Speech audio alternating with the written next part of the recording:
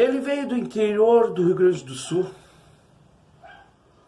se tornou presidente em pouco tempo e se tornou um marco e referência como um político pacifista. Ele optou até mesmo por ser considerado por alguns, erroneamente, de frouxo, de quem foge das coisas. Mas ele optou por fazer e ter essa imagem em vez de derramar o sangue de inocentes. Era um homem que tinha, sim, uma formação aristocrática. Sua família era uma família possuidora de muitos bens. Mas ele tinha uma coisa que às vezes a gente esquece, ou que muitos da esquerda atual não a possuem, que era o senso de responsabilidade social. Este homem foi para o exílio e de lá só voltou no dia 5 de dezembro de 1976, o seu corpo, pois sua alma libertara-se depois de muitos anos de tristeza, de saudades e, claro, com a certeza de que tinha cumprido o seu dever. Este homem que eu estou falando é João Belchior Marques Goulart, mais conhecido como Jango ou João Goulart. João Goulart é um dos, daqueles políticos que vieram junto com Getúlio Vargas.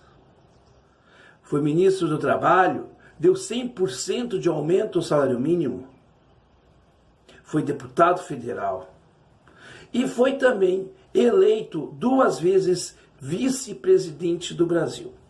Numa época em que se elegiam separadamente presidente e vice. Jango, quando foi eleito vice-presidente na 2ª vez, fez muito mais votos do que o presidente eleito, então, o senhor Jânio Quadros. Mas Jango, ele é uma figura que talvez passa desapercebido por nós. Até temos leituras historiográficas, a meu ver, bastante deturpadas. Jango é uma figura que deveria ser bem mais estudada e até melhor representada nos cenários da teledramaturgia, do cinema, na televisão. Jango optou por exatamente ser chamado por muitos de covarde para não criar mais conflitos.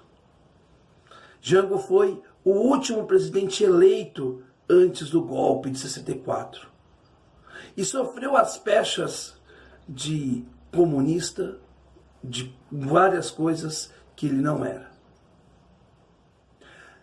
A filha de Luiz Carlos Prestes, a professora Anita Leocádia, em entrevista ao programa Observatório Nacional do querido e saudoso jornalista Dimas, declarou que, naqueles tempos, ela, militante da juventude, como do PCB, e filha, então, do grande quadro do PCB, Luiz Carlos Prestes, viam com tristeza o ataque que comunistas fizeram a Jango, porque, afinal de contas, Jango não era comunista, mas tanto a Anita Leocádia como o Luiz Carlos Prestes, outra figura grandiosa da história do PDT, defenderam com muita galhardia a manutenção de Jango no poder.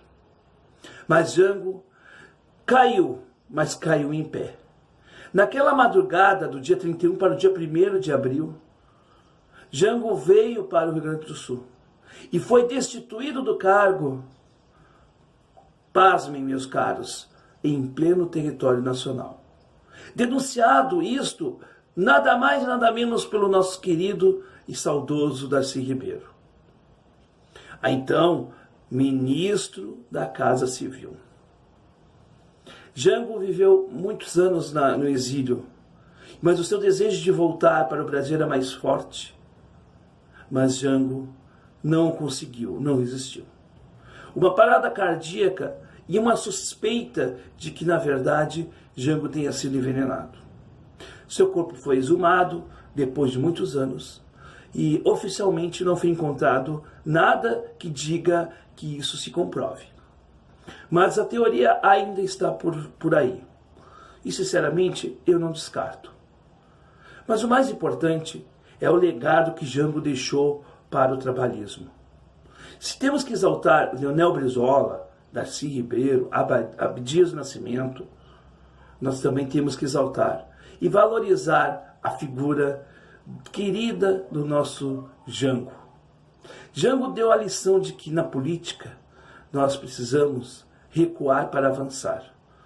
Que bom político não é aquele que quer entrar para a história como herói. Bom político é aquele que cumpre com a sua missão no seu tempo. Bom político é aquele que não é perfeito, mas que busca a equidade nas suas ações. Muitos anos se passaram e Jango está no plano espiritual. Seu corpo, seus despojos estão lá em São Borja, ao lado do seu cunhado e amigo Brizola, que até então ficaram brigados durante o golpe de 64. Bom, mas isso é uma outra história.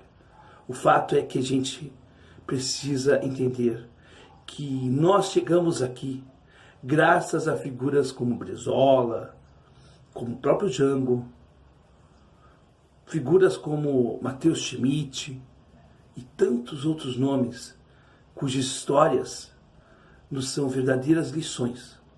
E o que nos resta é fazer entender que, se nós não conhecermos a nossa própria história, estaremos reféns dos mequetrefes que hoje estão aí para tentar apagá-la. Mas a nossa força vem de baixo, como as raízes de uma árvore antiga. Vem de baixo para mostrar que a força do povo é muito maior do que golpes temporários, do que até mesmo, vamos dizer assim, momentos de turbulência da nossa tão frágil democracia. Viva Jango! Viva o Brasil! Viva a democracia!